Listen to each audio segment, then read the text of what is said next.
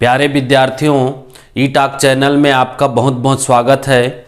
हम पढ़ रहे हैं कक्षा 10वीं का अध्याय समांतर श्रेणी। समांतर श्रेणी से संबंधित बहुत सारे सवाल कर चुके हैं। आज कुछ नए टॉपिक पर सवाल देखते हैं। आज का टॉपिक क्या कहता है? टॉपिक ये है कि दो पद दिए रहेंगे और दोनों के बीच में हमें कुछ पद ज्ञात करके समांतर श्रेणी बनाना है। ऐसे तो हम समांतर श्रेणी से जो संबंधित एनवा पद और समांतर माध्य से संबंधित क्वेश्चन देख चुके हैं, लेकिन आज का सवाल क्या है? देखिए, 11 और -7 के बीच 5 पद को निवेश करके समांतर श्रेणी का निर्माण कीजिए। यहाँ पर हमें समांतर श्रेणी बनाना पड़ेगा। समांतर श्रेणी बनाने के लिए केवल 2 पद दिए हैं। यहाँ हमें 11 दिया है और -7 दिया है, और इनके बीच में हमें कितना पद निवेश करना है? 5 पद। बीच में 5 पद आपको लेके समांतर श्रेणी बनाना है।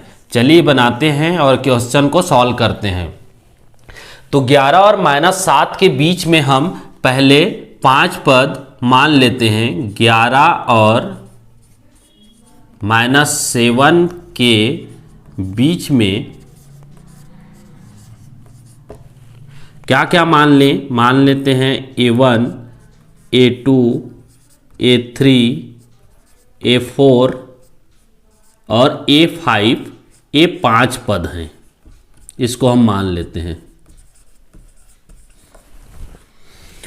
क्या माने हैं? माना कि 11 और -7 के बीच में A1, A2, A3, A4, A5 ये 5 पद हैं, ये मान के चलते हैं। तो समांतर श्रेणी कैसे बन जाएगी?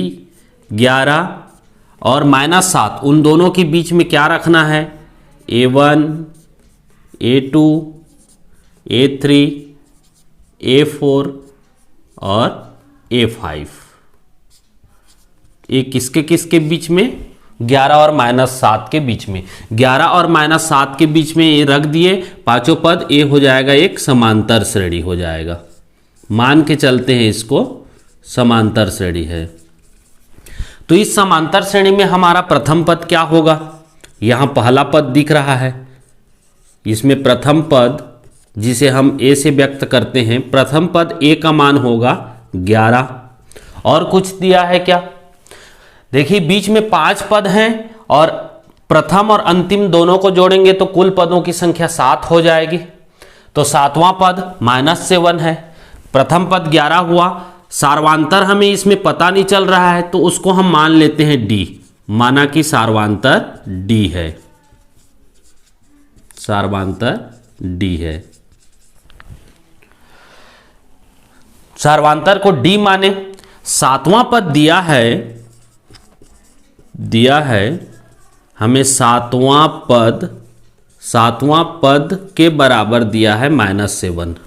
और 7वां पद nवां पद से निकालते हैं। nवां पद A + n-1D। तो 7वां पद क्या होगा? A + 6D। 7 - 1 होगा =-7। ये कहाँ से आया? A + 6D कहाँ से आया है? nवां पद से आया है, क्योंकि nवां पद बराबर होता है A + n-1D। इससे हुआ है। अब यहां से A का वैल्यू कितनी है? 11 + 6D =-7। 11 को उधर ले जाएं, 6D =-7। ये हो जाएगा -11। पक्षांतर होके ये जुड़ के हो जाएगा -7 और -11 -18। D की वैल्यू ये -18। 6 को पक्षांतर करें, भाग हो जाएगा। 6 से काटे, 6 × 18। D की बराबर हो गया -3। सार्वांतर हमें मिल गया -D, -3 मिल गया। अब हमें A1, A2, A3, A4 का मान निकाल लेना है। तो A1 का मान कितना होगा? अतः हम A1, A1 = आपका श्रेणी का ये दूसरा पद है, तो A + D ऐसे करके निकालते हैं। A2 का मान कैसे निकालेंगे? A2 का मान A + 2D। A3 का मान कैसे निकालेंगे? A + 3D। और आगे A4 का मान कैसे निकालेंगे? A4 = हो जाएगा A + 4d। a5 का मान कैसे निकालेंगे? a5 is equal to a plus 5d। श्रेणी में दूसरा पद a प्लस डी करके निकालेंगे, तीसरा पद a प्लस 2d करके, चौथा पद a प्लस 3d करके। a और d की वैल्यू हमें पता है, a की वैल्यू 11 है और d की वैल्यू आ गई -3। a और d की वैल्यू रखते जाइए, मान मिलते जाएगा। यहाँ a की वैल्यू 11 प्लस d की वैल्यू -3। 11 प्लस -3 है तो 11 में 3 घटेगा, ये हो जाएगा 8। यहाँ हो जाएगा 11 प्लस 2 और d की वैल्यू -3। ये कितना हो जाएगा? ये हो जाएगा 3 दूनी 6, -6 हो जाएगा। 11 में 6 घटाएंगे, ये हो जाएगा 5। यहाँ a की वैल्यू 11 होगा प्लस 3 और d की वैल्यू -3, तो -3 और 3 का गुणा -9 हो जाएगा। 11 में 9 घटेगा, 2 बचेगा। इस तरह से a4 की वैल्यू निकालेंगे। a4 a की जगह रखेंगे 11 प्लस 4 और d की वैल्यू -3 इज इक्वल टू, ये कितना हो जाएगा?